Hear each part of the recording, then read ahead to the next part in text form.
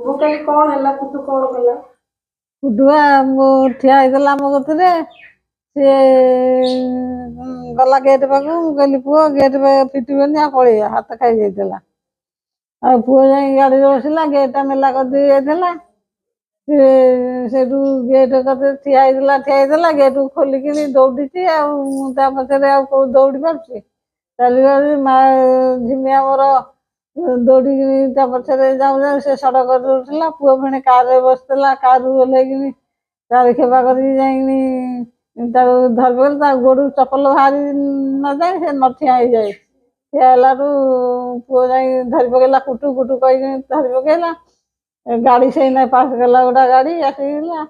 ଆଉ ଜମା 3-4 ହାତ ଅଛି ଗାଡ଼ି ଆସିବାକୁ। ପୁଅ ଯାଇ ଗାଡ଼ି ପାଖରେ। ଆଉ ଆମ ଝିଅ ଥରି ଉଠିଲା। ଆମେ କହିଲୁ କଣ କୁଆଡ଼େ ଗଲା, ଦୌଡ଼ିକିନି ପଳେଇଲା।